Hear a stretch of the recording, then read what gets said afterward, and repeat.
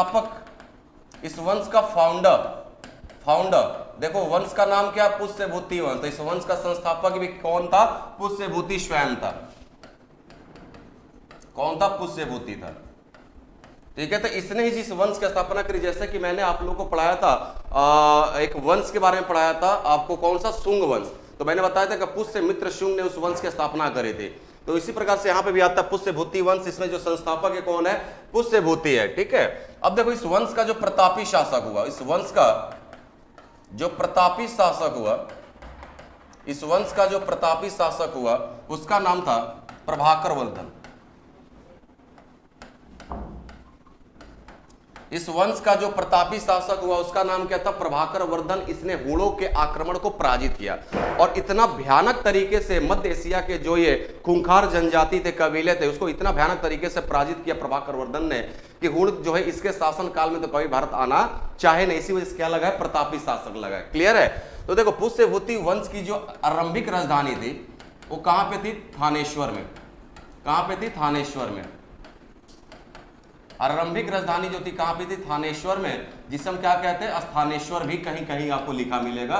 तो don't be confuse, ठीक है, कंफ्यूज नहीं होना है। थानेश्वर या स्थानेश्वर ये आरंभिक, it was the initial capital of Pushyabhuti dynasty. Clear है। इसका लोकेशन में प्रॉपर मैं बताऊंगा ये कहां पड़ता है, कैसे पड़ता है। क्लियर। तो देखो लोकेशन बता ही देता हूं, लोकेशन आपको बता ही देता हूं। हरियाणा राज्य का नाम सुना है, बिल्कुल सुना होगा, हरियाणा। और अभी तो हरियाणा चर्चा में, करंट अफेयर मैम ने आज पढ़ाया होगा आपको कि हरियाणा चर्चा में, क्योंकि हरियाणा के एक महान शख्स है जिनका नाम है नीरज चोपड़ा, जिन्होंने गोल्ड मेडल लाया है। ठीक है, क्या लाया, गोल्ड मेडल लाया जैवलिन थ्रो में। जैवलिन थ्रो इस तरीके से भाला फेंक बोलते हैं, ठीक है, भाला फेंक बोलते हैं। तो लगभग जो है 87 मीटर के दायरे में फेंका था, थोड़ा एग्जैक्ट नहीं याद है मुझे। और एक ही गोल्ड मेडल लाया है नीरज चोपड़ा ने, बहुत ही हैंडसम गाय है। तो देखो ये मान लिया मैंने एक हरियाणा राज्य है। क्लियर है, कोई दिक्कत, ओके।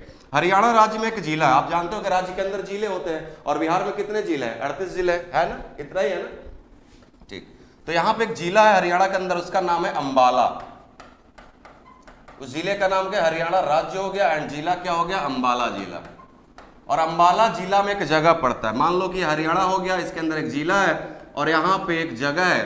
इस जगह को क्या बोलते हैं, इसी जगह को क्या कहते हैं मेरे दोस्तों, थानेश्वर कहते हैं। क्या कहते हैं, थानेश्वर कहते हैं, या तो इसे स्थानेश्वर भी कहते हैं, लेकिन मैक्सिमम जगह आपको थानेश्वर ही लिखा मिलेगा, लेकिन कुछ बुक जो है इसे स्थानेश्वर भी लिखता है। क्लियर है। तो याद रखेंगे जगह है थानेश्वर, यहीं पे, ठीक है, ये हरियाणा राज्य के अंबाला के यही थानेश्वर में इसे पुष्यभूति वंश चल रहा था। क्लियर है। और जहां का संस्थापक ये था और उस वंश का प्रतापी शासक कौन था, प्रभाकर वर्धन था। यहां तक तो बात समझ में आई। अब इसके बाद जो बातें थोड़ा सा कॉम्प्लिकेट होने वाला है, लेकिन मैं उसे स्टोरी से बिल्कुल समझाऊंगा और मैपिंग से समझाऊंगा, चिंता की कोई विषय नहीं है। मंडे क्लास में चिंता कभी ना करियो, ठीक है जे, ठीक है। अब देखो हम बात करते हैं, इसका स्क्रीनशॉट लियो अब, क्योंकि मैं ये थोड़ा सा हटाऊंगा, ये मैं इसे हटाता हूं। स्क्रीनशॉट ले लेना आप सभी। लोकेशन देख लिया आपने। देखो अब ये जो प्रभाकर वर्धन है, इसके 2 बेटे और 1 बेटी, यहीं से सारी कहानी की जड़ शुरू होगी। यहीं से सारी कहानी की क्या होगी, जड़ शुरू होगी। प्रभाकर वर्धन के 2 बेटे और 1 बेटी। बेटे का नाम क्या था, जो सबसे बड़ा था, राज्यवर्धन। जो सबसे बड़ा बेटा था वो कौन था, राज्यवर्धन। दूसरा जो छोटा बेटा था उसे हर्ष कहते हैं। क्या कहते हैं, हर्ष कहते हैं, और हर्षवर्धन भी कहा जाता है। और इसकी जो पुत्री थी उसका नाम था राजश्री। उसकी पुत्री का नाम क्या था, राजश्री था। और यहीं से खेल शुरू हुआ। कहां से, इसकी पुत्री राजश्री, यानी कि जो कि बहन लगे किसकी, राज्यवर्धन, और हर्षवर्धन की क्या लगेगी, सिस्टर लगेगी। और यहीं से सारा गेम की शुरुआत होने वाली है। तो इसको पहले आप एक बार स्क्रीनशॉट लो, इसके बेटा बेटी को। अब थोड़ा सा एक मैप बनाऊंगा मैं, और मैप से ही चीजों को समझाने का, स्टोरी बताकर मैं फ्रेम करने की कोशिश करूंगा। क्लियर है। तो एक बार आप इसका जो है स्क्रीनशॉट लेंगे। वाह, आ जाओ हनी जी, मैं फ्लाइट बुक करवा देता हूं। उछली वाच की क्या नाम है इसका, मसूर चक, अच्छा लगा। चलो तो देखो हम जो है यही सारा गेम शुरू होगा, हम आगे बढ़ते हैं। क्लियर है, आगे बढ़ते हैं। अप्लाई टू ऑल नहीं किया गया। चलिए अब मैं एक मैप ड्रॉ करता हूं। क्या करता हूं, मैप।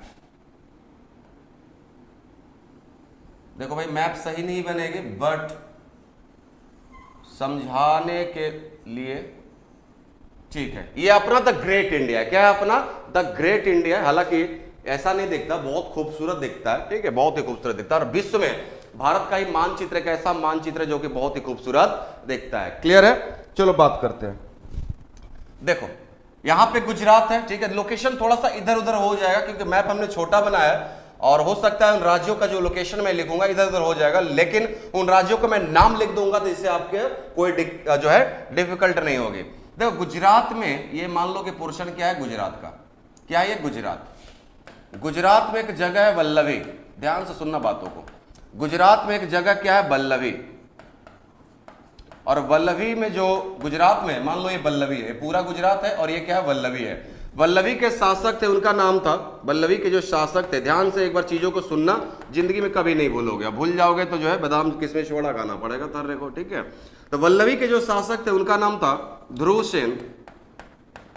क्या नाम था इनका? ध्रुवसेन नाम था। क्लियर है? यहीं पे क्या है आपका लोकेशन, मैंने कहा कि इधर उधर हो जाएगा, ठीक है। यहीं पे मान लेता हूं क्या ये हरियाणा, क्या मान लिया मैंने? हरियाणा।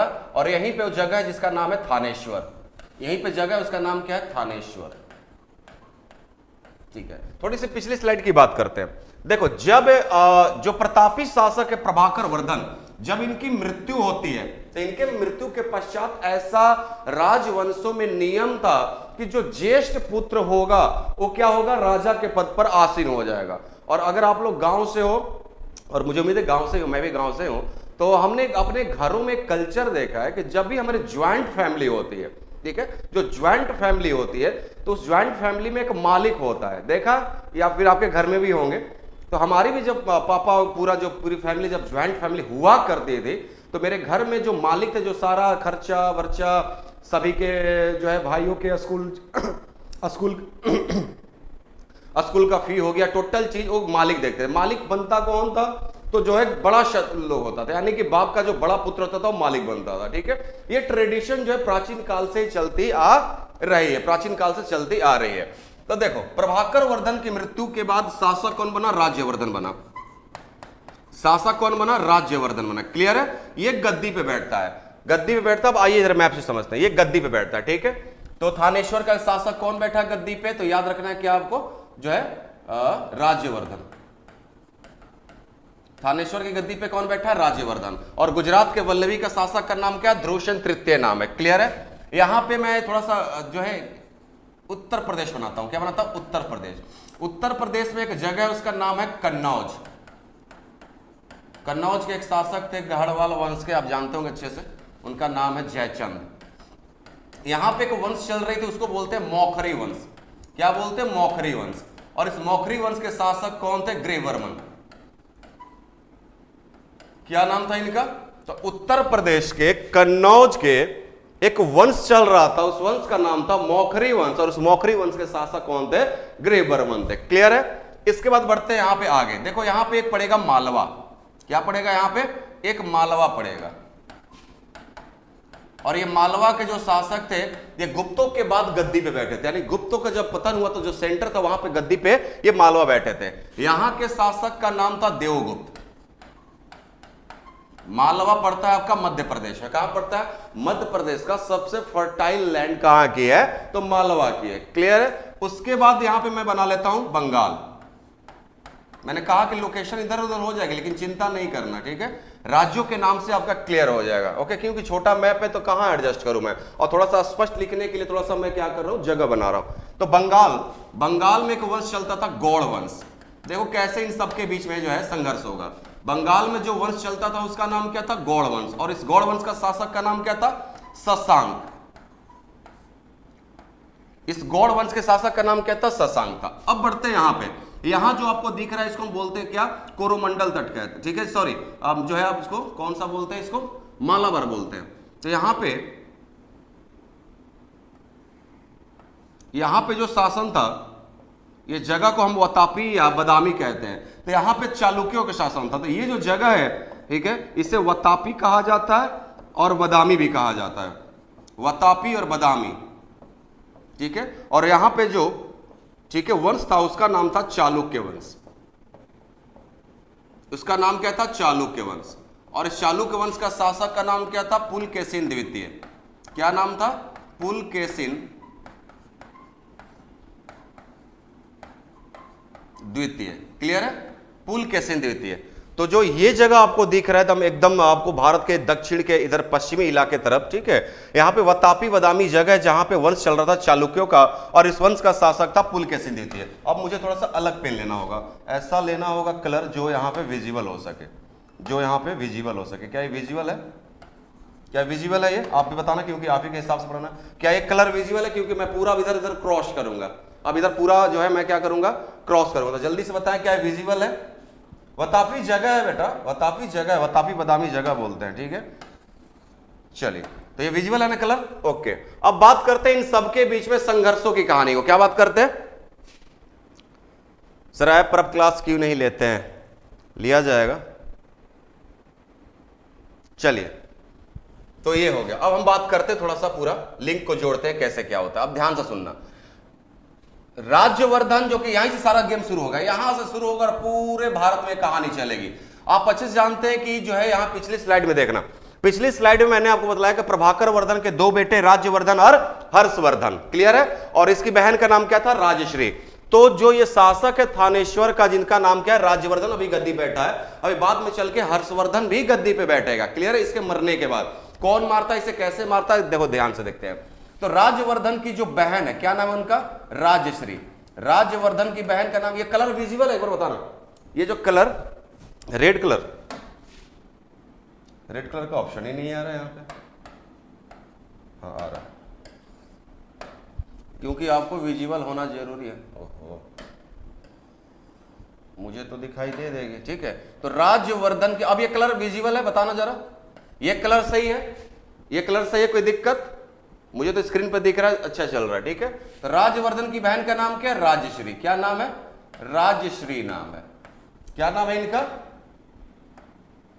राजश्री, क्लियर है। तो थानेश्वर के शासक राज्यवर्धन ने अपनी बहन की शादी, अपनी बहन की शादी किससे किया?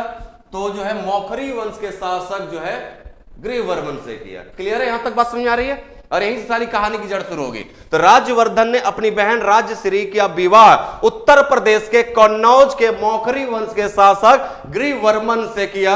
यह बात किसे अच्छा नहीं लगा? देवगुप्त को, जो कि मालवा का शासक है, मध्य प्रदेश के मालवा क्षेत्र का शासक, इसका नाम क्या है?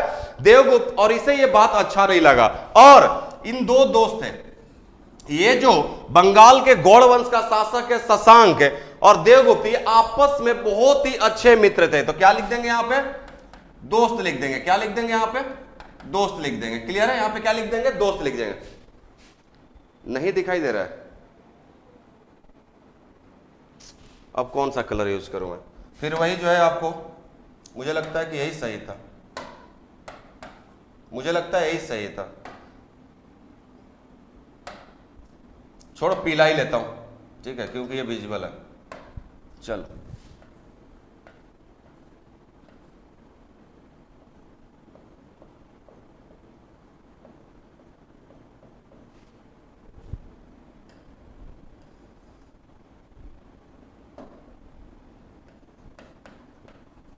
अब दूसरा बोलेगा कि ये नहीं दिख रहा, सबकी अलग अलग आंखें होती है, ठीक है। इसने क्या करी? इसकी शादी कर दी, किससे कर दी? ग्रीवर्मन से। और ये दोनों क्या थे? अच्छे दोस्त थे। कौन? तो जो है शशांक और जो है ये देवगुप्त, ये अच्छे दोस्त थे। तो ये बात अच्छा नहीं लगा देवगुप्त को, और देवगुप्त ने क्या किया? ठीक है, देवगुप्त ने क्या किया? ग्रीवर्मन को हत्या कर दी। ग्रीवर्मन की क्या कर दी? हत्या कर दी। क्या कर दी? इसकी हत्या कर दी। और हत्या करके कन्नौज पे क्या कर लिया? अपना शासन स्थापित कर लिया, क्योंकि ये शासक कहां के? कन्नौज के। और कन्नौज के राजा मारा गया, तो सीधी सी बात है, और राज्य का अधिकार उस पर किसका हो जाएगा? जिसने जीता है। जीता किसने? देवगुप्त ने। और देवगुप्त ने जो हत्या करी ग्रीवर्मन की, इसमें सहायता इसने किसका लिया? तो इसमें इसने सहायता अपने दोस्त बंगाल के गौड़ वंश के शासक शशांक की सहायता ली। किसकी सहायता ली? शशांक की सहायता ली। अब जैसे ही ग्रीवर्मन की देवगुप्त ने हत्या करी, ये बात किसके पास पहुंची? तो जो है राज्यवर्धन के पास पहुंची, थानेश्वर के राजा राज्यवर्धन के पास, क्योंकि ये इसका क्या लगेगा? जीजा लगेगा। जो ग्रीवर्मन था वो क्या लगेगा? जीजा लगेगा, क्योंकि इसकी बहन की शादी किससे हुआ? ग्रीवर्मन से, जीजा। और इसकी बहन क्या हो गई? तो विधवा हो गई। तो ये बात इसे बुरा लगा, और इसने क्या किया? बदला लिया। तो इसने बदला में क्या किया कि किसने मारा? देवगुप्त ने। तो राज्यवर्धन ने क्या किया कि राज्यवर्धन ने क्या किया बेटा? ठीक है, राज्यवर्धन ने क्या किया? देवगुप्त की हत्या कर दी। क्या कर दी? देवगुप्त की हत्या कर दी। युद्ध किया इसके ऊपर, देवगुप्त की हत्या कर दी। देखना सारा कहानी का प्रकरण कैसे होगा। तो इसने अपने बदला लिया बहन के पति का, और इसने क्या किया, इसको देवगुप्त की क्या करी, हत्या कर दी। इसका काम क्या हो गया, टाइट टाइट फिस खत्म हो गया।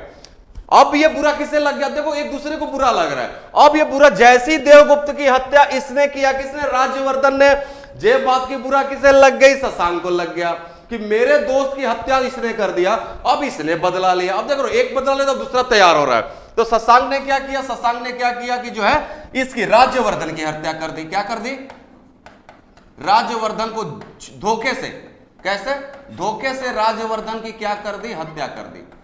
धोखे से क्या कर दिया, राज्यवर्धन की हत्या कर दिया। तो देखो बदला कैसे चल रहा है, एक दूसरे से बदला चल रहा है। और दूसरा शशांक के बारे में पूछता है कि जो है बोधि वृक्ष को इसने नुकसान पहुंचाया, बोधि वृक्ष को,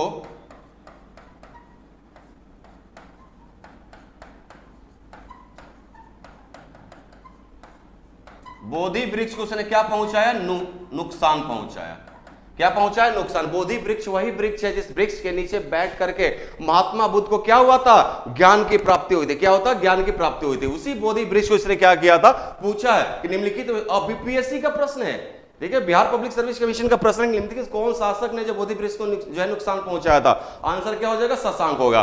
तो शशांक ने अपने दोस्त का क्या किया, बदला लिया और राज्यवर्धन की हत्या कर दी। और शशांक ने क्या किया, कन्नौज पे क्या कर लिया, अधिपत्य स्थापित कर लिया। क्या कर लिया, कन्नौज पे अधिपत्य स्थापित कर लिया। और क्या किया शशांक ने कि जो इसकी बहन है राजश्री, जब इसकी हत्या की गई थी ग्रीवर्मन का, तो राजश्री भी साथ में थी, पति पत्नी तो साथ में ही रहेंगे, ठीक है। तो इसने शशांक ने क्या किया, जो है शशांक ने राज्यवर्धन की तो हत्या कर ही दी, और इसकी जो बहन थी राजश्री, इसकी बहन क्या थी, जो राजश्री थी, उसे यहीं पे कैद कर लिया।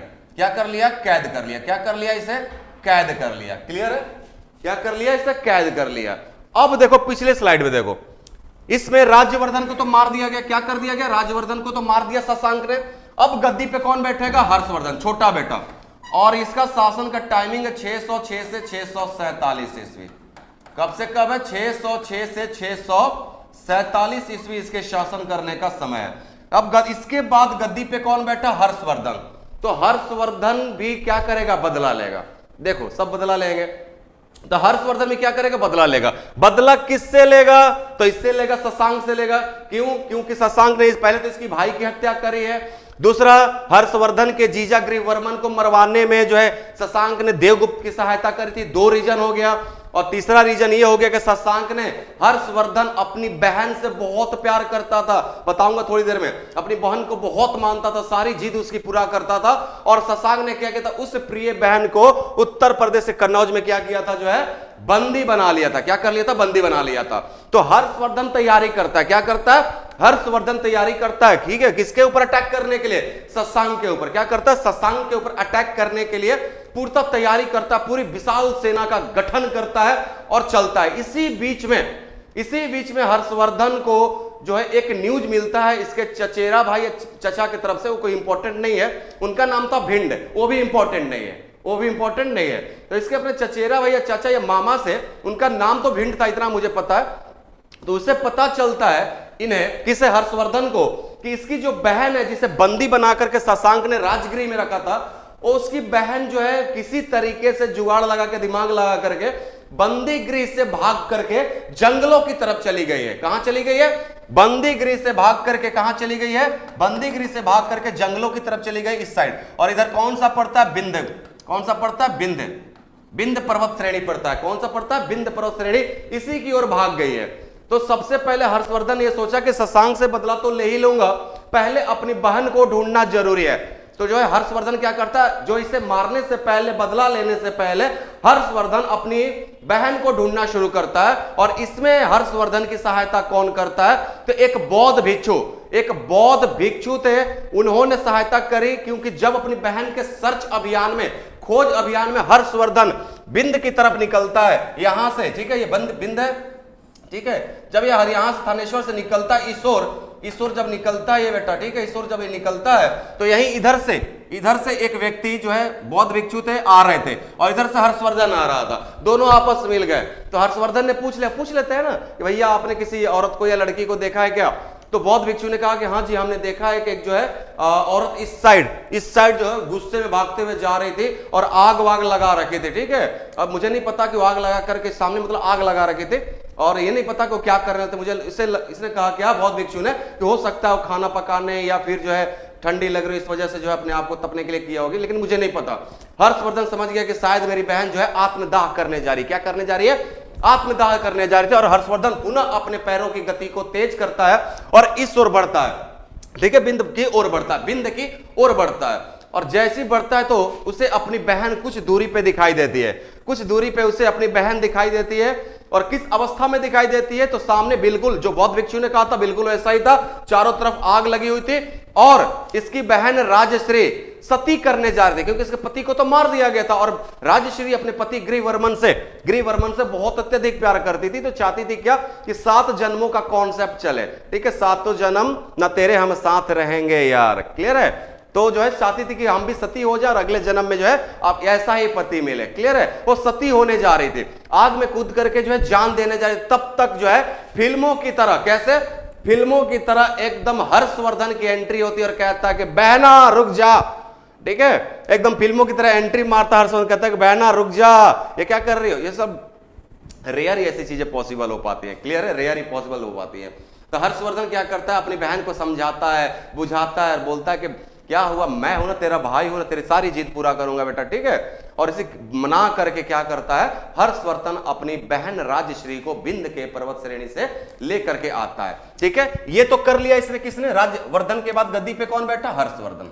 कौन बैठा, हर्षवर्धन। तो हर्षवर्धन ने ये तो काम कर लिया कि अपनी बहन को बचा लिया, क्या कर लिया, अपनी बहन को क्या कर लिया, बचा लिया, क्लियर है, यहां तक कोई दिक्कत, ठीक है। अब इसका बदला लेना था, बदला किससे लेना था, शशांक से लेना था। तो इसने पहले ही ऑलरेडी अपने विशाल सेना का संगठन कर रखा था और हर्षवर्धन क्या करता है, अटैक करता है। किस पे अटैक करता है, इस पे अटैक करता है। हर्षवर्धन क्या करता है, अटैक करता है। हर्षवर्धन क्या करता है, अटैक करता है, आक्रमण करता है, किसके ऊपर, शशांक के ऊपर। और आक्रमण करके क्या करता है, इसे तो मारता ही मारता है शशांक को। और शशांक ने कब्जा क्या कर रखा था, कन्नौज को। शशांक ने कब्जा क्या कर रखा था, कन्नौज पे, क्योंकि यहाँ के शासक गृहवर्मन तो मर चुका था। तो शशांक को मार दिया इसने, बदला यहां पूर्ण हुआ, देखो कितने बदला चले, कितने बदला चला, क्लियर है। तो शशांक की इसने क्या करी, हत्या कर दी। और हत्या करने के बाद हर्षवर्धन ने अपनी राजधानी कहां बनाई, तो हर्षवर्धन ने अपनी राजधानी कहां बनाई, कन्नौज बनाई। कहां बनाई, हर्षवर्धन ने अपनी राजधानी कन्नौज बनाई। तो याद रखेंगे पहले राजधानी कहां हुआ करता था इस वंश का, तो इस वंश की राजधानी पहले थानेश्वर में हुआ करते थे, लेकिन हर्षवर्धन ने क्या किया, अपनी राजधानी को कन्नौज में शिफ्टेड किया। इसी वजह से जब भी एग्जाम में पूछे कि हर्ष की राजधानी कहां थी, तो हर्ष यानी कि हर्षवर्धन, तो बेटा याद रखना मेरे मित्र दोस्त यार और उनकी बहनों, ठीक है, इसकी राजधानी कहां थी, कन्नौज थी। कन्नौज ये राजधानी क्यों लाया, जबकि इसकी ऑलरेडी यहां पे थी राजधानी थानेश्वर में। इसने जो है राजधानी को शिफ्ट क्यों किया कन्नौज में, क्योंकि कन्नौज में ही तो इसकी बहन की शादी हुई थी राजेश्वरी की, और इसकी बहन का कहना था कि मैंने शादी कन्नौज में हुआ था और कन्नौज में ही जीऊंगी और कन्नौज में ही मरूंगी, मैं वही रहूंगी। अब हर्षवर्धन चूंकि अपने बहन राजश्री से बहुत प्यार करता था, वो नहीं चाहता था हर्षवर्धन कि इसकी बहन कहां रहे, कन्नौज में रहे, और हर्षवर्धन थानेश्वर रहे।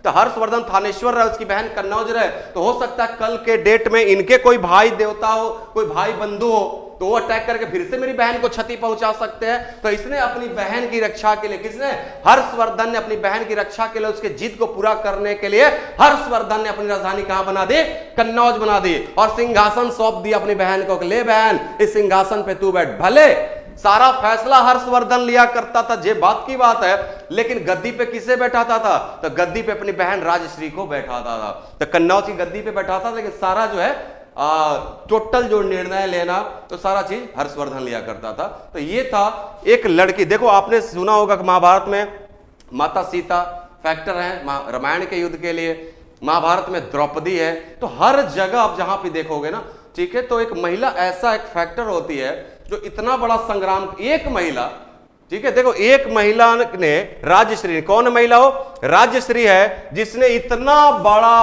प्रकरण कराया पूरे हिंदुस्तान के अंदर, पूरे हिंदुस्तान तक। क्या ये अपने आप में क्या किसी महाभारत से आपको कम दिख रहा है, क्या किसी इसके ऊपर भी अगर इसे उठा करके अगर हम ग्रंथों में लिख दें, ठीक है, और आने वाला 100-200 साल के बाद जो जनरेशन होगी वो क्या कहेगी, वाह क्या बात है, अधर्म के ऊपर धर्म विजय, क्या अपनी बहन के लिए हर्षवर्धन ने त्याग किया, क्लियर है। तो बहुत बड़ी जो एक फैक्टर होती है, महिला बहुत बच के रहे इन लोगों से, ठीक है। जितने पुरुष वर्ग हैं, मैं आपसे इंसिस्ट करता हूं, आग्रह करता हूं कि इन ऐसे महिला फैक्टर से बिल्कुल बच के रहें। जब तक आपसे प्यार करती हैं तो याद रखना, मैंने जो देखा है, जो मतलब देखा क्या मतलब जो अनुभव किया समाज में रहकर, जो पढ़ा है, तो यही पढ़ा है कि महिला अगर आपसे प्यार कर रही है, वो गर्लफ्रेंड हो या आपकी वाइफ हो, जो भी हो, तो अगर जब तक वो मान रही है तो आपसे बहुत प्यार कर रही है और आपके अलावा किसी को नहीं चाहेगी। लेकिन जिस दिन आपने उसको रोज थप्पड़ मारा या उसको जो परेशान दिया, तो उससे बड़ा खतरनाक कोई गेम नहीं खेल सकता, याद रखना बेटा, ठीक है। तो बी सेफ, ठीक है ना, बी सेफ, ठीक है, औरतों से बच के रहे। तो ये सारा प्रकरण हो गया। अब देखो, हर्षवर्धन की चाहत थी कि पूरे हिंदुस्तान पे शासन करना। चाहत किसकी नहीं है? हर किसी की चाहते बहुत कुछ है, ठीक है, हर किसी के चाहते बहुत कुछ है। कोई कुछ और चाहता है, कोई कुछ और चाहता है, कोई कुछ और चाहता है। कोई सोचता है कि जो एप्पल का फोन हो जाए, कोई सोचता है कि एक गाड़ी हो जाए BMW, कोई सोचता है कि जो बहुत ही खूबसूरत एक लड़की मेरी गर्लफ्रेंड हो, ठीक है। हर किसी की चाहत जो अलग अलग प्रकार की होती है, ठीक है। तो हर्षवर्धन की चाहत क्या थी कि पूरे हिंदुस्तान पे शासन करे, और इस क्रम में ये आगे बढ़ता भी है। हर्षवर्धन इस क्रम में आगे बढ़ता भी है और क्या करता है, उत्तर भारत, देखो इस मैप का पहले एक बार स्क्रीनशॉट ले लेना। मैं थोड़ा सा हट जाता हूं, एक बार इसका स्क्रीनशॉट ले लेना, बिल्कुल अच्छे तरीके से ढंग से ले लेना। क्लियर है? स्क्रीनशॉट लो। सनी बादल लिख रहे, भाई हो तो इसके जैसा।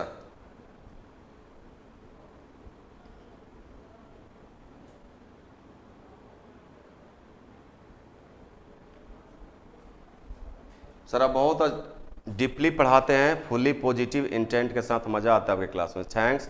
हम चाहते हैं आपके लेक्चर क्लासेस यूं ही चलते रहे। अब नहीं चल पाएगा, बहुत कम दिनों का मोहताज हूं मैं आपके बीच में लेक्चर क्लास के लिए, ठीक है। ठीक है, कोई दिक्कत समझ में आ रही है? आगे बढ़ा जाए, ठीक है। तो हर्षवर्धन की चाहत क्या थी? पूरे हिंदुस्तान पे शासन करना। तो फिर से again I draw a map, actually a rough map, I will draw a rough map. Clear है? Is that okay? नाउ देखो बात, तो हर्षवर्धन की बात करते हैं। और आप कहोगे सर आपने यहां पे एक वतापी बदामी जगह के बारे में बतलाया है, जो भारत के जो है यहां पे पड़ता है, यानी कि दक्षिण के पश्चिम साइड में पड़ता है, और यहां पे वंश चलता पुलकेशिन द्वितीय, इसके बारे में आपने नहीं बतलाया, ठीक है। और दूसरा आप कहोगे सर आपने जो है गुजरात के बल्लभी का जिक्र किया कि गुजरात में बल्लभी में एक शासक था, उसका नाम था ध्रुवसेन। इस दोनों के बारे में आगे चर्चा करना, इसी वजह से मैंने मैप ड्रॉ किया है, ठीक है। तो कोई भी चीज जब अगर मैंने बनाया तो छोड़ूंगा नहीं, ठीक है। चलो इसको तो यहां पे बता देता हूं, इसको आगे बताता हूं, ये वाला को आगे वाला मैप पे बताऊंगा, यहां बता देता हूं। देखो, तो गुजरात में जो बल्लभी का शासक है ध्रुवसेन, हर्षवर्धन ने अपनी पुत्री का विवाह इससे किया था। क्या किया था? हर्षवर्धन ने अपनी पुत्री का विवाह इससे किया था। क्या किया था? अपनी पुत्री का विवाह। हर्षवर्धन ने क्या किया था? अपनी पुत्री का विवाह। बॉडी पूरा भर गया। इसने अपनी पुत्री का विवाह किया गया था बल्लभी के शासक ध्रुवसेन से। और यहां पे कौन सा वंश चलता था? तो बल्लभी में जो वंश चलता था, जगह नहीं है कि मैं एडजस्ट कर पाऊं, मैत्रक। कौन सा वंश चलता था? मैत्रक वंश चलता था। और इसी मैत्रक वंश का शासक कौन था? ध्रुवसेन था। तो गुजरात के बल्लभी नामक स्थान पे जो मैत्रक वंश चल रहा था, उसका शासन ध्रुवसेन तृतीय था। इससे क्या करता है? हर्षवर्धन अपनी पुत्री यानी कि बेटी का विवाह कर देता है, ताकि जो है इस साइड से देखो, विवाह के पीछे एक रीजन हुआ करता था। आपने मेरी लेक्चर क्लास तो शुरू से देखी रहोगे, जो लोग कंटिन्यू है, तो मैं शुरू से कहता रहा हूं भाई, 50 भी नहीं हुआ, एक बार सेशन को शेयर कर दो, आगे बढ़ाओ, ठीक है। तो मैं आपको जो है बिंबिसार के समय से बताते आ रहा हूं कि शादी के पीछे एक महत्वपूर्ण फैक्टर ये था कि अपनी बेटी का शादी कर देना, या अपनी बहन की शादी दूसरे राज्यों में कर देना, या दूसरे राज्यों में जो है शासक शादी कर लेता था। इसके पीछे जो सबसे महत्वपूर्ण जो इंपॉर्टेंट था वो ये था कि जिस कुल में या जिस राज्य में, जिस वंश में, जिस साम्राज्य में कोई शासक अपनी बहन बेटी का शादी कर रहा है, तो जिसमें शादी कर रहा है वो साम्राज्य वंश जो है, अब कभी भी इन दोनों के बीच में टसल नहीं होगा जिसने शादी करी है, ठीक है। तो ये एक वंश हुआ करता, मतलब एक तरीका हुआ करता था अपने साम्राज्य का विस्तार के लिए, या अपने साम्राज्य की सेफ्टी के लिए, अपने साम्राज्य की सुरक्षा के लिए। तो हर्षवर्धन ने अपनी पुत्री का विवाह कर दिया, तो इस ओर से हरियाणा को कोई दिक्कत नहीं, ठीक है, कोई दिक्कत नहीं है। तो ये था एक। अब बढ़ते हैं यहां पे चालुक्य वंश के बारे में, तो अगला मैप पे देखते हैं। तो हर्षवर्धन की चाहत क्या थी? पूरे हिंदुस्तान को जीतना। पूरा हिंदुस्तान आपके सामने है, और यहीं पे क्या है आपका? यहीं पे आपका क्या है? जो है वतापी बदामी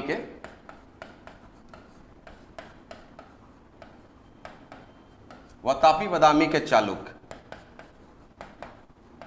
इन्हें पश्चिमी चालुक्य भी कहते हैं, क्योंकि चालुक्यों की बहुत सारी शाखाएं थी। एक चालुक्यों की शाखा यहाँ पे थी, ठीक है, तो चालुक्यों की अन्य अन्य शाखाएं थी, ठीक है। तो ये चालुक्य, इस वंश का शासक कौन है?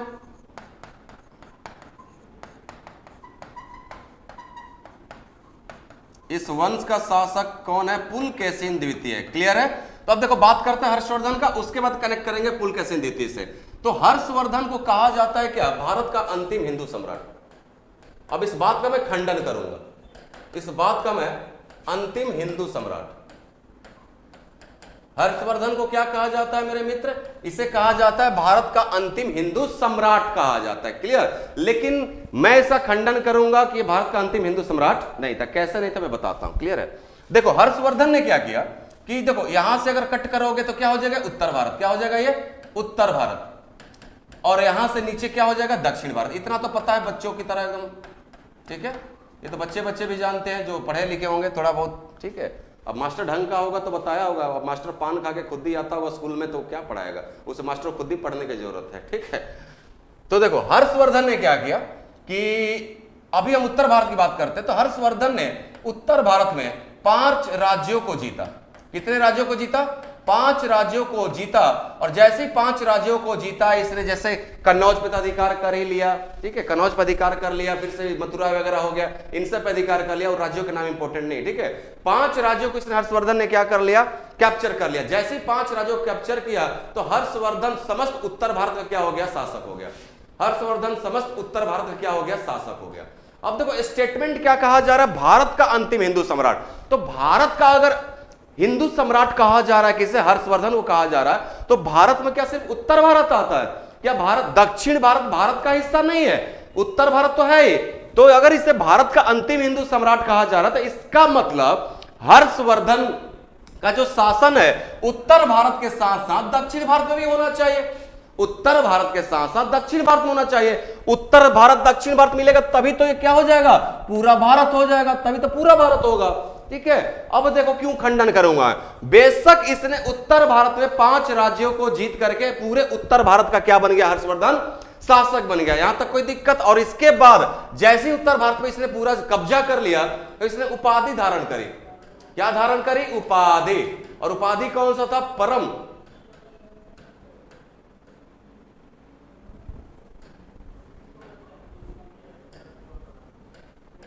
परम भट्टारक मगध नरेश। कौन सी उपाधि धारण करी? तो इसने उपाधि धारण करी परम भट्टारक मगध नरेश की उपाधि धारण करता है। और इसे याद रखना कि हर्षवर्धन के अन्य नाम से भी जाना जाता है। नाम कौन सा है? शिलादित्य। नाम कौन सा है? शिलादित्य। क्या नाम है इसका? शिलादित्य के नाम से भी जाना जाता है। क्लियर है? और हर्ष के युग को हम कौन सा युग कहते हैं? हर्षवर्धन के युग को हम क्या कहते हैं? हर्ष युग कहते हैं। क्या कहते हैं?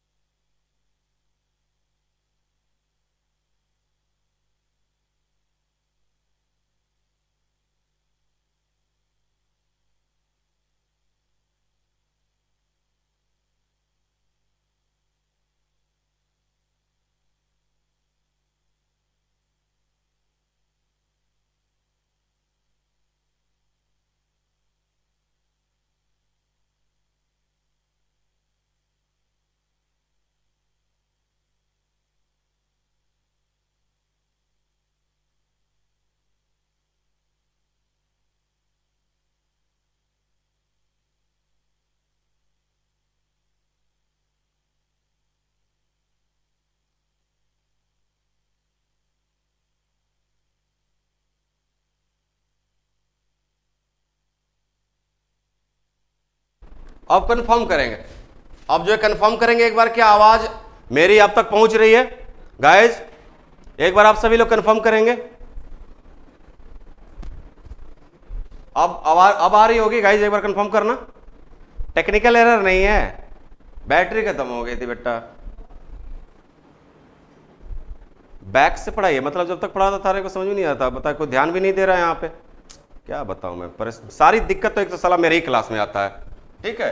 तो हाँ देखो मैं क्या क्या कह रहा था सब। हर्षवर्धन को क्या बोलते हैं, भारत का अंतिम हिंदू सम्राट कहते हैं, क्लियर है। और इस बात का मैंने कहा क्या क्या कहा था आपसे, खंडन करूंगा, क्या कहा था आपसे, खंडन करूंगा। तो हर्षवर्धन ने क्या किया, 5 राज्यों को जीत करके पूरे समस्त उत्तर भारत को तो कब्जा में कर लिया। और समस्त उत्तर भारत को जब इसने कब्जा में किया तो इसने उपाधि धारण करी। उपाधि कौन सा, परम भट्टारक मगध नरेश की उपाधि धारण करता है। और हर्षवर्धन को अन्य नाम शिलादित्य के नाम से भी जाना जाता है। और हर्षवर्धन के युग को क्या बोलते हैं, हर्ष युग। ये 3 चीज आपको याद रखना है, क्लियर है। कि हर्षवर्धन का अन्य नाम क्या है, शिलादित्य है। और इसने जो है समस्त उत्तर भारत में जब कब्जा किया तो उपाधि धारण किया, परम भट्टारक मगध नरेश को उपाधि धारण करता है। और अन्य नाम शिलादित्य है। और हर्षवर्धन के युग को हर्ष युग के नाम से जाना जाता है, क्लियर है। अब देखो हर्षवर्धन उत्तर भारत को जीतने के बाद अब ये कहां बढ़ता है, तो जो है बढ़ता है आपका कहां पे, ये दक्षिण भारत की ओर बढ़ता है। कहां बढ़ता है, अपने विजय अभियानों को लेकर के ये दक्षिण भारत की ओर बढ़ता है। और दक्षिण भारत में यहां पे नदी है, क्या है, यहां पे नदी, उस नदी का नाम क्या है, नर्मदा नदी। क्या नाम है इस नदी का, नर्मदा नदी है, क्लियर है। और इस चालुक्य में एक शासक देखो, और यहां पे आप देख रहे हो जो यहां पे मैंने बताया था कुछ देर मैप पे कि यहां पे वातापी और बादामी के चालुक्य वंश के शासक शासन करते थे। और इसका शासक का नाम क्या था, पुलकेशिन द्वितीय। तो जैसे ही हर्षवर्धन अपने विजय अभियानों को दक्षिण भारत की ओर चलता है, क्या अपने जो है हर्षवर्धन अपने विजय अभियानों को लेकर दक्षिण भारत के, और जैसे ही नर्मदा नदी के तट पे पहुंचता है तो ये पुलकेशिन द्वितीय क्या कहता है, बोलता है कि हर्षवर्धन रोक, क्या हर्षवर्धन रुक जा। तो देखो हर्षवर्धन का कैरेक्टर ना थोड़ा सा बिल्कुल फिल्मी अंदाजों वाला है। कैसा है, बिल्कुल जो है फिल्मी अंदाजों वाला। कैसा है, इसको ब्लॉक किया जाए, ये मसूर चक करके इसको ब्लॉक करना। मैं अपने क्लास में बिल्कुल डिस्टरबेंस नहीं चाहता, पढ़ाता हूं ईमानदारी से, मेहनत से, लगन से। लो अब करते रहो तुम, बाबू सोना जो करना था। हाँ बिल्कुल, पटना में क्लास स्टार्ट हो चुकी है और आज मेरी डेमो क्लास भी है 4 बजे से। तो आप चाहे तो ज्वाइन कर सकते हैं ऑफलाइन में। ऑफलाइन में बिल्कुल मुझे साक्षात के रूप में देखोगे और मैं आपको देखूंगा साक्षात के रूप में, और इंटरेक्शन होगा और खूब बातचीत करेंगे। जो लोग आएंगे उनसे खूब बातचीत किया जाएगा, ठीक है। आप बहुत अच्छा हिस्ट्री पढ़ाते हैं, थैंक्स। क्या नाम आपका, ललन कुमार। चलिए तो हम क्या करते हैं, वातापी बादामी के शासक पुलकेशिन द्वितीय ये क्या बोलता है कि रुक जा। जैसे ही हर्षवर्धन नर्मदा नदी के तट पे पहुंचता क्या बोलता है, ये कौन, पुलकेशिन द्वितीय के रुक जा, आगे मत क्रॉस कर इस नदी को, नहीं तो दौड़ा दौड़ा के मारूंगा। हर्षवर्धन ने कहा क्या, हर्षवर्धन ने कहा किससे, पुलकेशिन द्वितीय से, हल्के में ले रहे हो क्या मुझे, पूरे उत्तर भारत का स्वामी हूं मैं, पूरे उत्तर भारत का विजेता हूं, आ रहा तुम्हें भी क्या करने, पराजित करने। तो पुलकेशिन द्वितीय ने कहा कि तू वही रुक, क्या तू वही नर्मदा नदी पे रुक। क्या बोलता है, फोन करता है कि हे हर्षवर्धन तेरे अंदर अगर हिम्मत है ना तो वहीं पे रुक। कहां पे, नर्मदा नदी के तट पे रुक, मैं आता हूं तुझे पराजित करता हूं। तो एक युद्ध होता है, किसके किसके बीच में युद्ध होता है, हर्षवर्धन और पुलकेशिन द्वितीय के बीच में। कहां पे होता है, नर्मदा नदी के तट पे।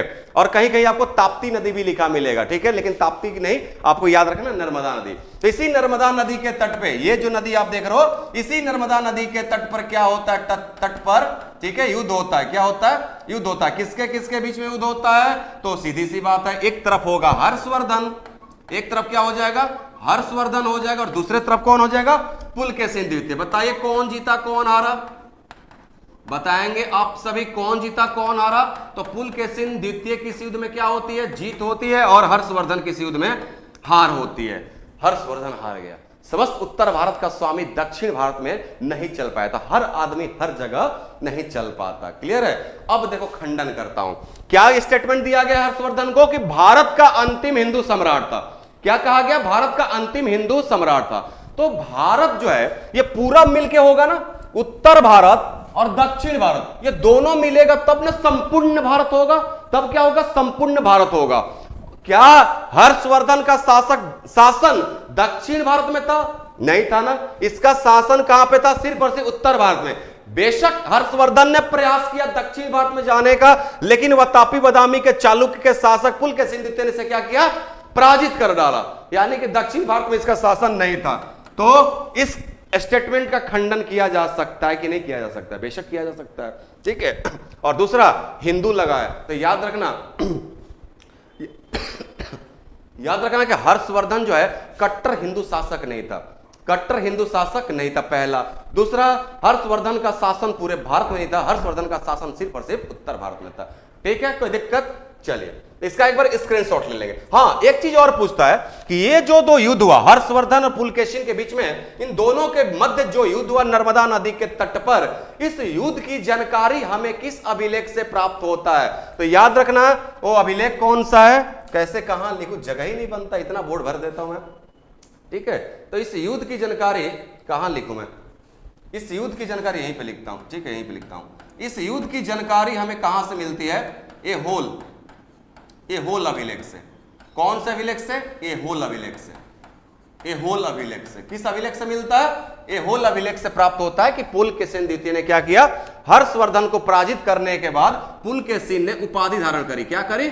उपाधि धारण करी। जैसे इसने हर्ष को पराजित किया तो पुलकेशिन द्वितीय ने उपाधि धारण करी। कौन सी उपाधि? परमेश्वर की उपाधि। कौन सी उपाधि? परमेश्वर की उपाधि धारण करी। कौन सी उपाधि धारण करी? परमेश्वर की उपाधि धारण करी। क्लियर है? इसका चर्चा इसका वर्णन कहां मिलता है? एहोल। अब इस एहोल अभिलेख को लिखा किसने था? तो याद रखेंगे पुलकेशिन द्वितीय का दरबारी कवि, पुलकेशिन द्वितीय का दरबारी कवि जिसका नाम था रवि कीर्ति। क्या नाम था उनका? रवि कीर्ति नाम था। क्या नाम था? रवि कीर्ति नाम था। इसी रवि कीर्ति ने क्या किया है, इस एहोल अभिलेख को या इस युद्ध का वर्णन एहोल अभिलेख में करवाया। क्लियर है? तो मैं थोड़ा साइड होता हूं, एक बार इसका जो है आप स्क्रीनशॉट ले लेना। क्लियर है? एक बार जो है इसका स्क्रीनशॉट ले लेना। मैं कह रहा हूं बार बार कि मैं जब पढ़ाता हूं तो इधर उधर की बात मैंने क्लास में ना होना चाहिए। ये बात मैं थोड़े दिमाग में जहन में अच्छे से डाल लियो। ठीक है, नहीं तो ये सब लोग मरूंगा जाने दिख ना पाएगा मंडे इस चैनल पे कभी ना कभी।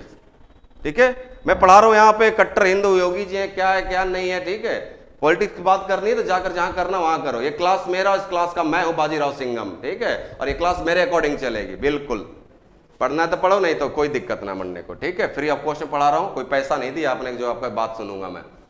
ठीक है,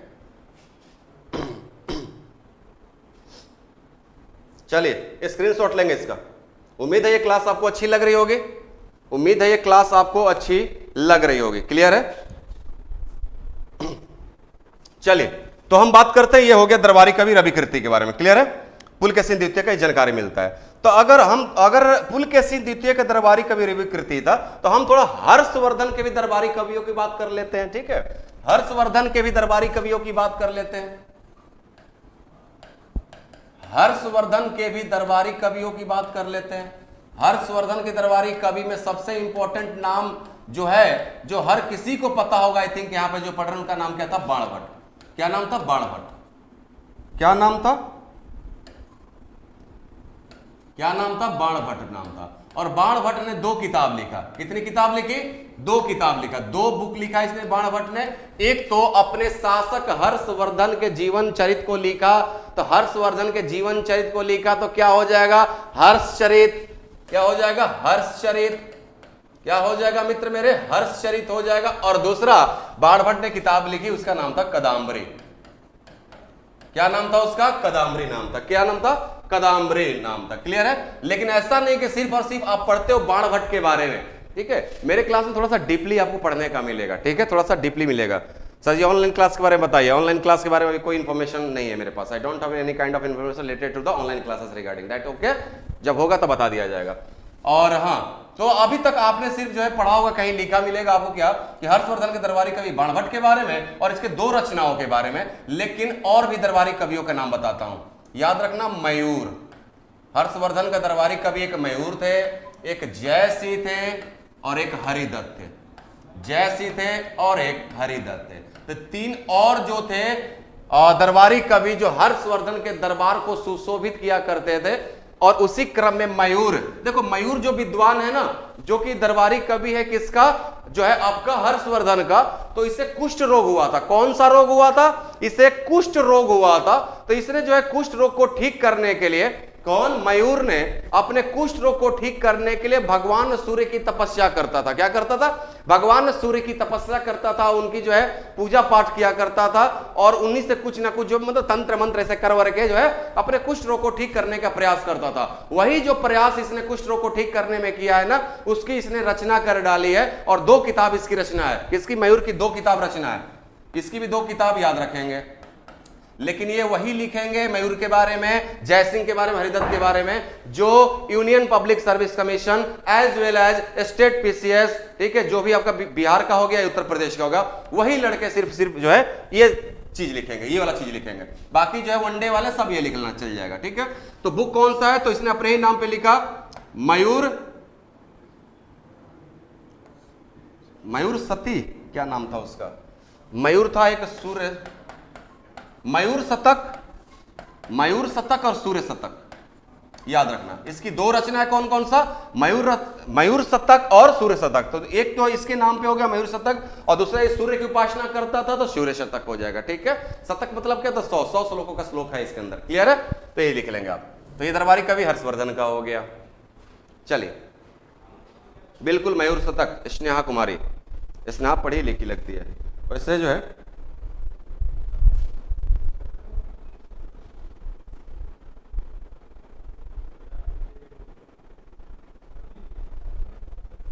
रत्नावली जो के क्या नाम है आपका? सूरज, बताता हूं। रत्नावली, प्रियदर्शिका, नागनंदा, अभी आएगा। पहले बात कर रहा हूं मैं, ये आप आगे चले जा रहे हो। हाँ, हद है। चलिए, अब बात करते हैं क्या हर्षवर्धन की रचनाओं के बारे में, कि हर्षवर्धन ने भी कुछ लिखा है। तो हर्षवर्धन ने 3 नाटक लिखे। कितने? 3 नाटकों का रचयिता कहा जाता है इसे। क्या कहा जाता है? 3 नाटकों का रचयिता कहा जाता है, यानी कि 3 जो है इसने नाटक लिखे। और 3 नाटकों के नाम क्या है? 3 नाटकों के नाम क्या है? तो एक का नाम है आपका प्रियदर्शिका, दूसरे का नाम है नागनंदा, और तीसरे का नाम है जो है रत्नावली, ठीक है। प्रियदर्शिका, नागनंदा, रत्नावली, ये 3 नाटक है। तीनों नाटकों को कंपोज किसने किया था?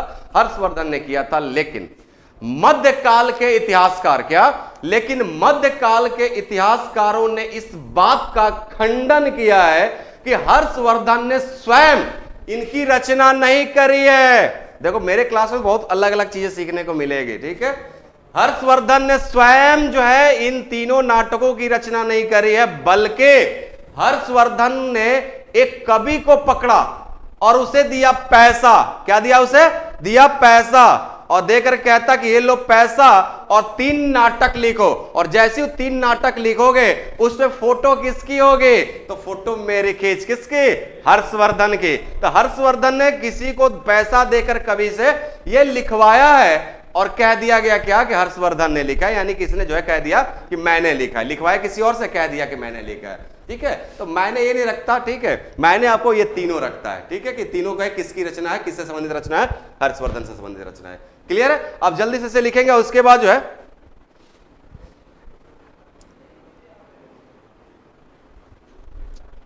स्नेहा सुलेखा, एक पोएट से करवाया था। स्नेहा पढ़ी लिखी लग रही है, क्योंकि अच्छा जवाब आता है। और स्नेहा जो है मेरी भगनी का भी नाम है।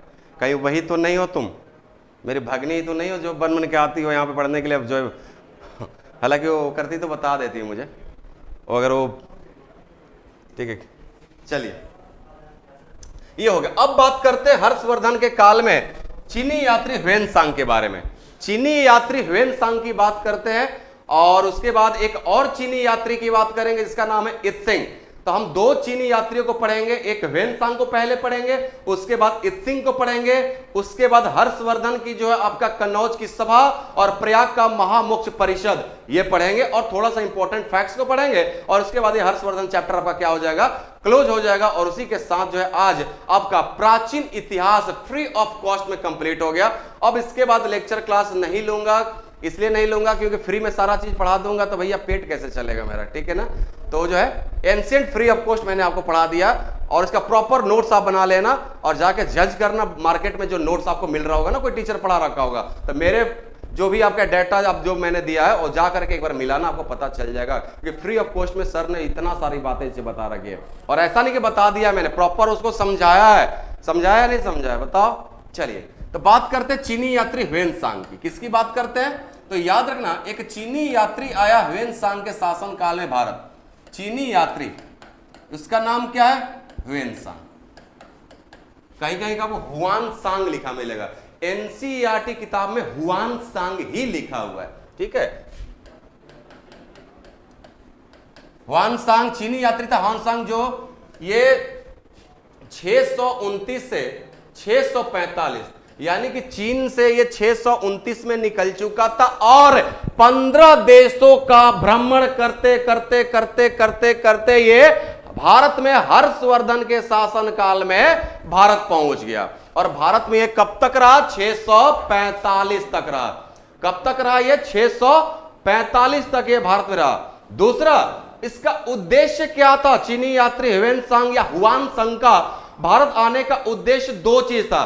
पहला कि बौद्ध धर्म का जो महायान शाखा है, बौद्ध धर्म का जो महायान शाखा है उसको क्या करना? उससे संबंधित शिक्षा अर्जित करना। और दूसरा, चूंकि बौद्ध धर्म का जो स्थापना भारत में ही हुआ था तो बहुत सारे ग्रंथ भारत में ही थे बौद्ध धर्म के, तो बौद्ध धर्म से संबंधित ग्रंथों को इकट्ठा कर करके ये ले जाने के लिए आया था। कौन है? ह्वेनसांग इंडिया आया था। क्लियर है? तो यहीं पे लिखेंगे क्या कि ये जो है हर्षवर्धन के शासन काल में भारत आया। कब आया? हर्षवर्धन के शासन काल में।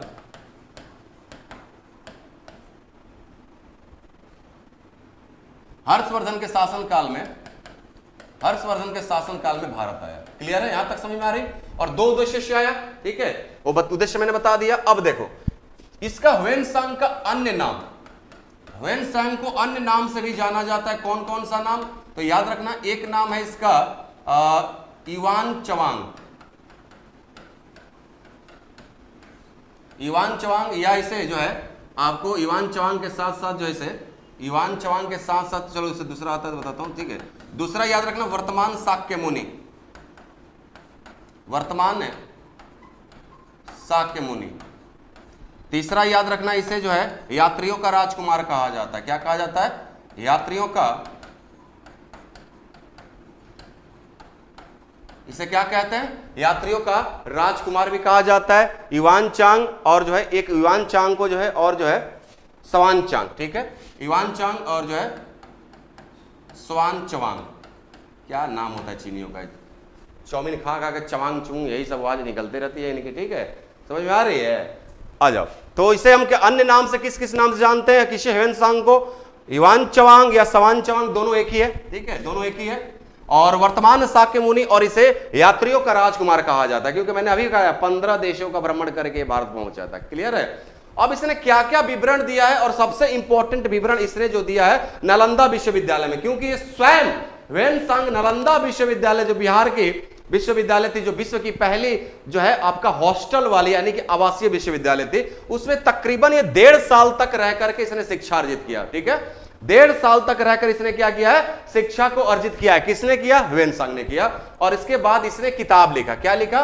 तो ह्वेनसांग ने किताब लिखा। तो ये मत सोचना कि भारतीय नाम होगा किताब का। उसका नाम क्या था?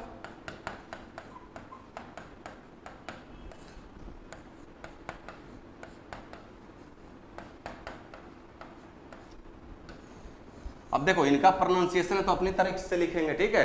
तो इसने ह्वेनसांग ने जो किताब लिखा, उस किताब का नाम क्या था? सीयूकी। क्या नाम था? सीयूकी। इंग्लिश में इस तरीके से इसको लिखा जाता है, ठीक है, इस तरीके से लिखा जाता है। और इसी किताब का कुछ विवरण मैं पेश करूंगा नालंदा विश्वविद्यालय से। क्या? नालंदा विश्वविद्यालय से पेश करूंगा। क्लियर है? तो ये तो हो गया ह्वेनसांग, चीनी यात्री। एक और चीनी यात्री भारत आया था, उसका नाम था इत्सिंग। क्या नाम था उसका? इत्सिंग नाम था। और दोनों के ही बातों का क्या करेंगे हम? तुलनात्मक अध्ययन करेंगे। क्या करेंगे? तुलनात्मक अध्ययन करेंगे। तो एक बार इसका स्क्रीनशॉट लेंगे और आगे बढ़ते हैं। आगे बढ़ते हैं क्रम में। क्या आगे में 138 देशों का विवरण दिया है, ठीक है, बिल्कुल। यहां पे लिखते हैं नालंदा विश्वविद्यालय। क्या लिखते हैं? नालंदा विश्वविद्यालय।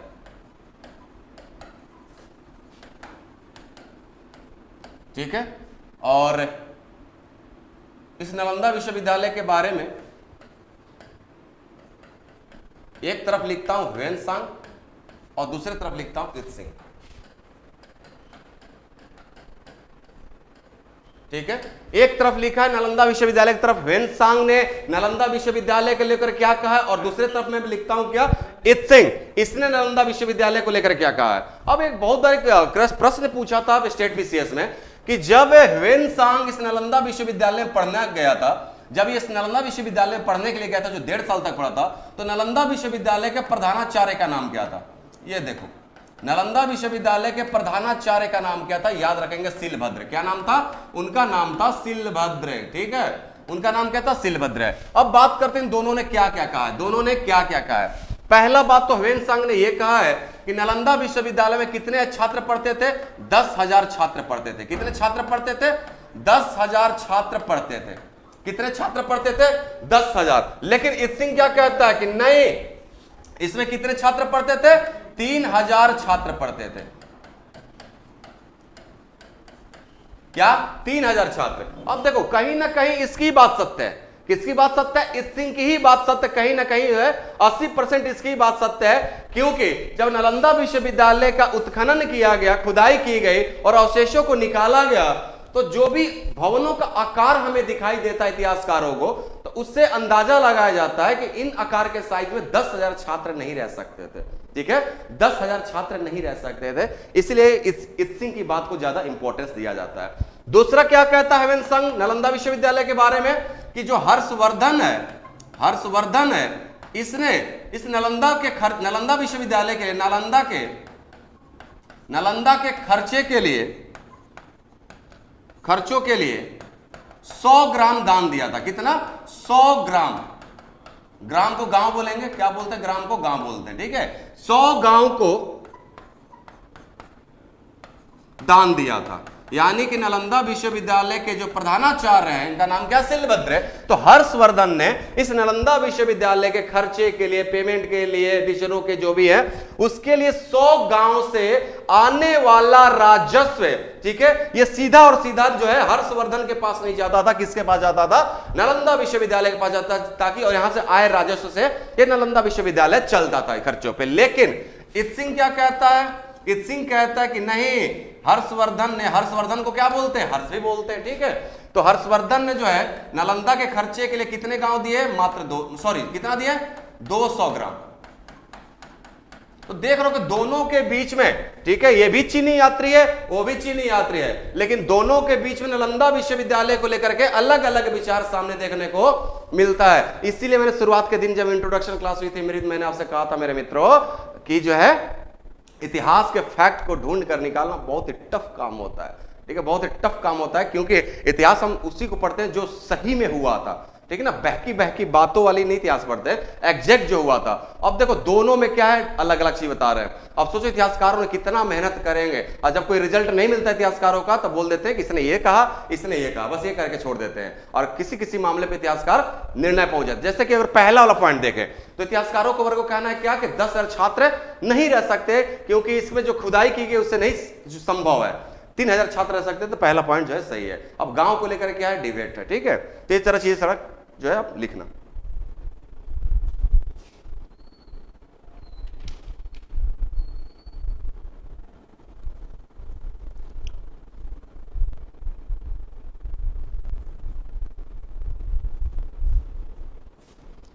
बाबा जो है अब चले गए आपका ऑफलाइन क्लास लेने के लिए। ठीक है, बाबा कहाँ गए, ऑफलाइन क्लास लेने के लिए।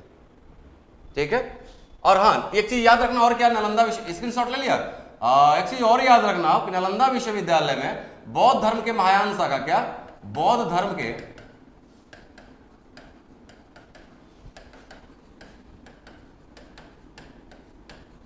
महायान शाखा की शिक्षा भी दी जाती थी। क्लियर है, क्या लिखा होगा कि बौद्ध धर्म के महायान शाखा की शिक्षा भी दी जाती थी। ठीक है, अब ये स्क्रीनशॉट ले लो, आगे बढ़ते हैं और मुझे क्या करना होगा, पेज लेना होगा, है ना, 3-4 में तो हो जाएगा।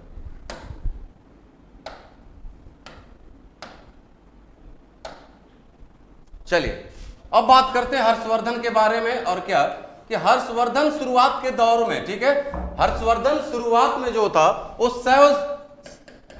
शैव भक्त था, यानी कि शिव का उपासक था, ठीक है, और अपने शिव की पूजा किया करता था बहुत अच्छे तरीके से।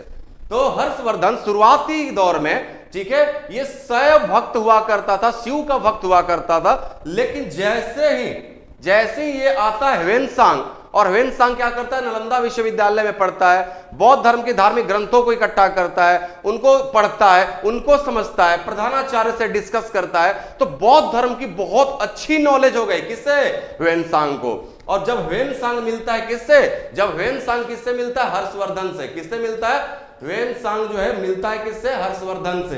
किससे मिलता है,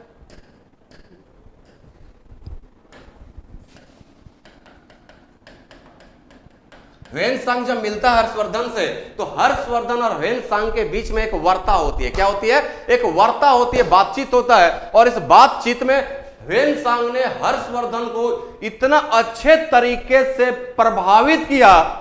किसने, ह्वेनसांग ने हर्षवर्धन को इतने अच्छे तरीके से प्रभावित किया, इतने अच्छी अच्छी बातें बताई कि हर्षवर्धन इसके प्रभाव में आकर के ये जो है बौद्ध धर्म के, क्या, बौद्ध धर्म के महायान संप्रदाय का महान समर्थक बन गया। क्या बन गया, ये महान समर्थक बन गया। क्या बन गया, ये महान समर्थक बन गया। तो शुरुआत के दौर में शैव भक्त था, इसके प्रभाव में आकर के क्या बन गया, जो समर्थक ही नहीं, महान समर्थक की हम चर्चा करेंगे अभी जस्ट कुछ देर में। कन्नौज की इसकी सभा और प्रयाग में इसका महामोक्ष परिषद की चर्चा करेंगे। क्लियर है, यहां तक कोई दिक्कत, उम्मीद है। इत्सिंग वाला सही था, दोनों में कौन सा सही है सर जी, बिल्कुल स्नेहा ने लिख दिया है, दोनों में जो है इत्सिंग वाला सही था। हेलो सिर, क्या बोलो, हेलो सिर, अपने सिर को बोल रहे हैं हेलो, हद है।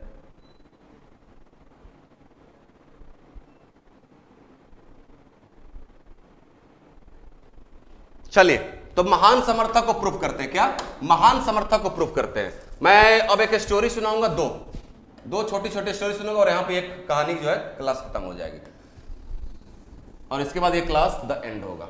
ध्यान से स्टोरी को सुनना, स्टोरी नहीं फैक्ट भी होगा, स्टोरी होगा। एक तरफ आपको मैं लिखता हूं,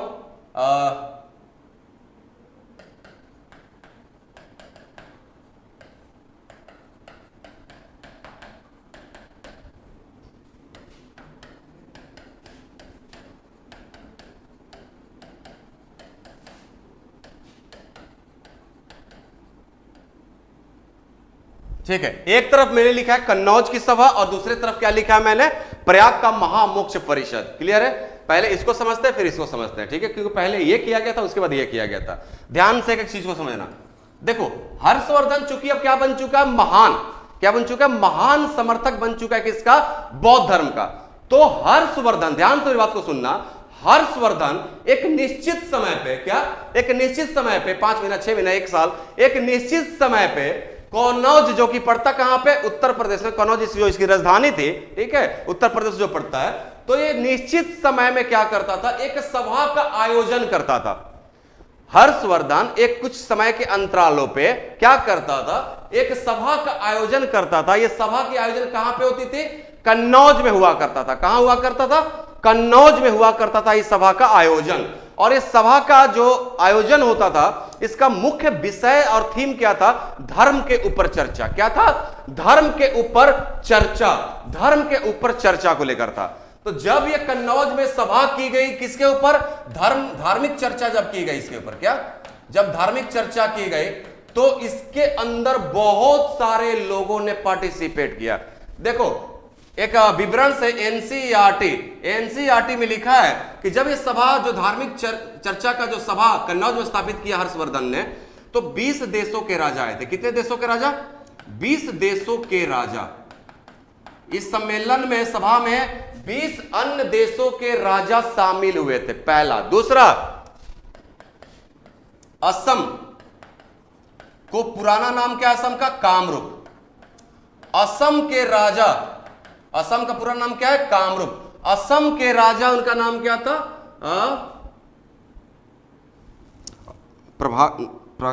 असम के राजा का नाम क्या था?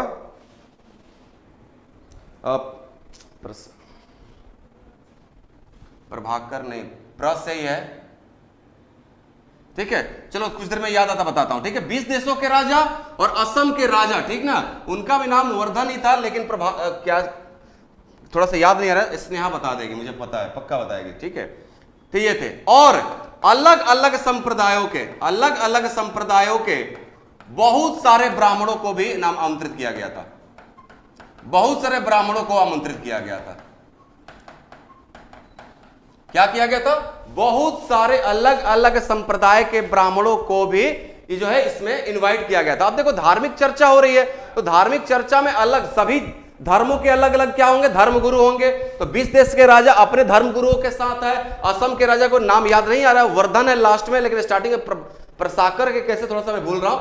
और जो है अन्य अन्य संप्रदाय के बहुत सारे ब्राह्मण आए थे, ठीक है, और चर्चा होना था, और इसमें ह्वेनसांग भी शामिल था। अब चूंकि ह्वेनसांग से क्या था, ये ह्वेनसांग से हर्ष क्या था? प्रभावित था। हर्ष क्या था? हर्ष प्रभावित था। हर्ष जो था इसकी बातों से प्रभावित था, और इसी के चक्कर में इसने क्या कर लिया? महायान संप्रदाय को अपना लिया, ठीक है, बौद्ध धर्म का महान समर्थक बन गया। ये थे इतने लोग जो शामिल थे, ठीक है, और भी जनता वगैरह भी थी। अब जब ये सभा का आयोजन हुआ, ठीक है, तो इससे पहले हर्षवर्धन ने पूजा अर्चना की। क्या करी? पूजा अर्चना करी, और पूजा अर्चना के समय पे क्या किया कि 2 फूस के महल बनाए गए।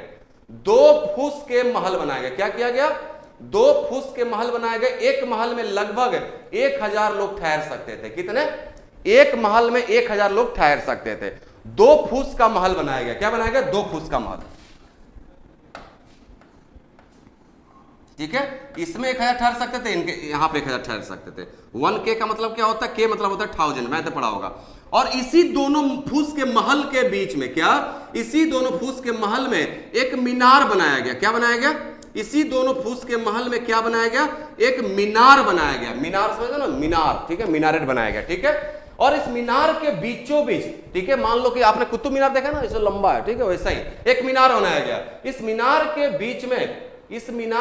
बीच में, ठीक है, महात्मा बुद्ध की स्वर्ण प्रतिमा बनाई गई। क्या बनाई गई? महात्मा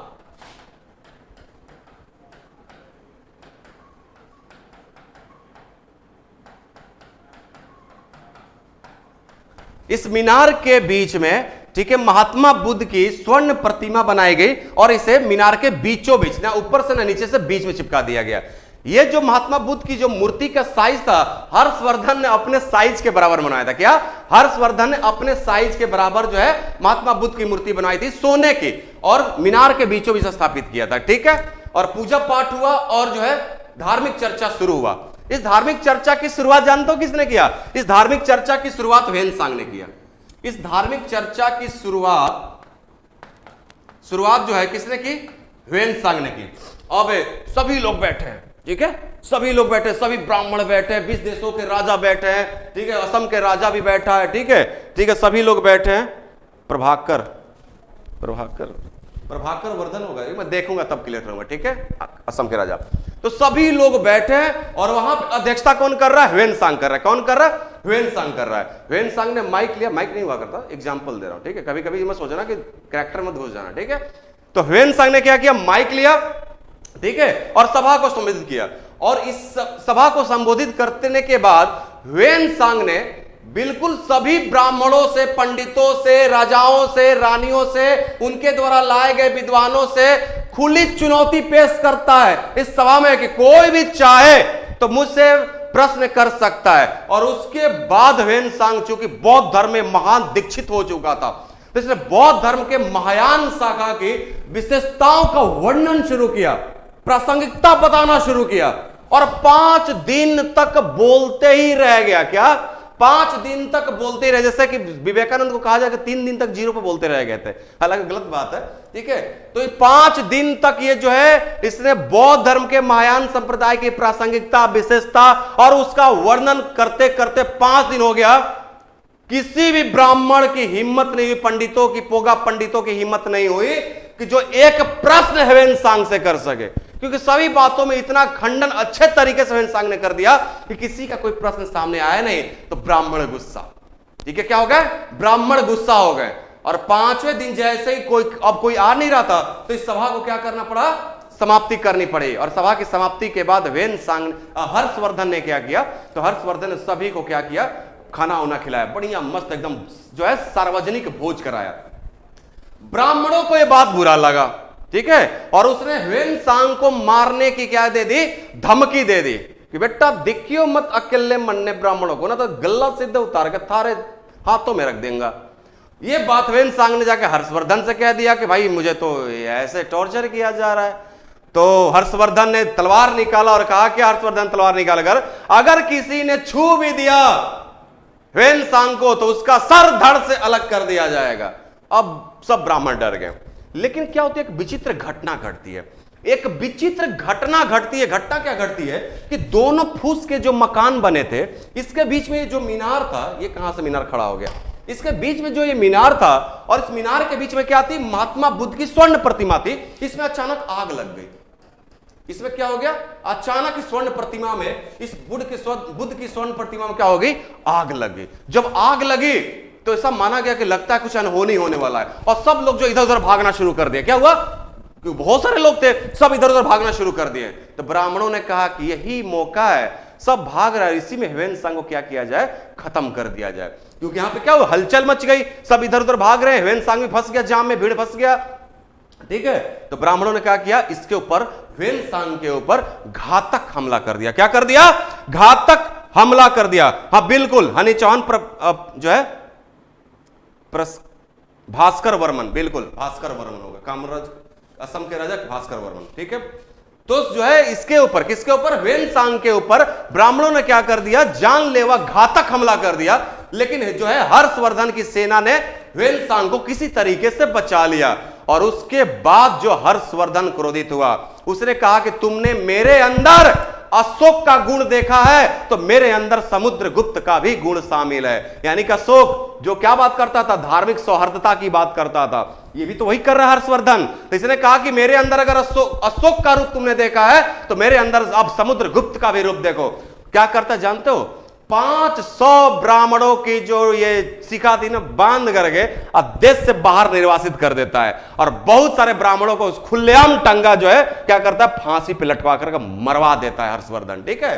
और इस तरीके से कनौज की सभा का समापन होता है। मुझे उम्मीद है कि इस तरीके से, जिस तरीके से पढ़ा रहा हूं, ठीक है, उम्मीद है कि आप इंटरेस्ट तो आपको आता ही होगा, ठीक है, क्योंकि अगर पढ़ाते वक्त अगर टीचर को इंटरेस्ट आ रही है तो इसका मतलब आपको भी। और दूसरा सबसे बड़ी बात यह है कि मुझे नहीं लगता, ठीक है, रात की बात अभी थोड़ी देर बाद देखेंगे, पहले अभी तो कर लो, ठीक है, पहले अभी तो कर लो। और मुझे उम्मीद है, ओके कंफ्यूज था, बहुत अच्छा किया, अच्छा। तो मुझे उम्मीद है कि आपको बहुत अच्छी अच्छी बातें और नई नई प्रकार की बातें आपको सीखने को मिली होगी जो आप मुझसे पढ़ रहे होंगे। उम्मीद करता हूं ऐसा कि आपको जो है बिल्कुल ऐसा अलग अलग प्रकार से चीजों को, क्या इस तरीके से आपने कनौज की सभा किताब में तो मिलेगा ही नहीं, आप ढूंढते रह जाओगे, लूसेंट ढूंढते रह जाओ, ये ढूंढते रह जाओ, ये रह जाओ, इस तरीके से स्टोरी फ्रेमिंग करके आपको कहीं मिलेगा नहीं। ना कोई टीचर को मैंने देखा है कि फ्री ऑफ कॉस्ट में इतना डिटेल में जाकर कोई पढ़ाता है, ठीक है, कोई दिक्कत। अब बात करते हैं प्रयाग की महामोक्ष परिषद का। किसकी बात करते हैं, प्रयाग की महामोक्ष परिषद का। तो याद रखना, एक इतिहासकार हैं, उनका नाम है राम मुकुंद मुखर्जी, लिख लेना कहीं, इतिहासकार है, हिस्टोरियन है, इनका नाम क्या है, राम मुकुंद मुखर्जी। उन्होंने स्टेटमेंट दिया है कि हर्षवर्धन के अंदर अशोक और समुद्रगुप्त, समुद्रगुप्त तो पढ़ा चुका हूं मैं, पढ़ाया नहीं पढ़ाया, ठीक है, समुद्रगुप्त, तो दोनों का सम्मिश्रण कौन था, जो है आपका ये हर्षवर्धन था। क्लियर है। बात करते हैं प्रयाग का महामोक्ष परिषद। याद रखना, प्रयाग यानी कि प्रयागराज, और इसका पुराना नाम इलाहाबाद। तो इलाहाबाद कह लीजिए, प्रयागराज कह लीजिए, नया नाम तो प्रयागराज है तो प्रयागराज ही कहिए, ठीक है। प्रत्येक 5 साल पे कितने, हर्षवर्धन प्रत्येक 5 वर्ष पे, क्या, हर्षवर्धन प्रत्येक 5 वर्ष पर, ठीक है, प्रयागराज के संगम पर, गंगा के संगम पर, ठीक है, ये एक जो है परिषद बुलाता था, काउंसिल बुलाता था, और उसे हम बोलते थे क्या, महामोक्ष परिषद कहते थे। और ये प्रयाग का जो महामोक्ष परिषद होता था, यहां पे हर्षवर्धन क्या किया करता था, दान किया करता था। क्या किया करता था, दान किया करता था। और ये जो महामोक्ष परिषद की जो शुरुआत होती थी पूजा के साथ होती थी, यानी कि हर्षवर्धन क्या करता था, पूजा करता था। सबसे इंपॉर्टेंट ये है कि हर्षवर्धन किन किन देवताओं की पूजा से ये महामोक्ष परिषद, ये काउंसिल की शुरुआत करता था, याद रखना। सूर्य, शिव का भी भक्त था पहले, और बुध। सूर्य भगवान, शिव भगवान और बुध की पूजा से शुरू होती थी ये महामोक्ष परिषद, और पूजा के पश्चात ये क्या करता था, दान देता था।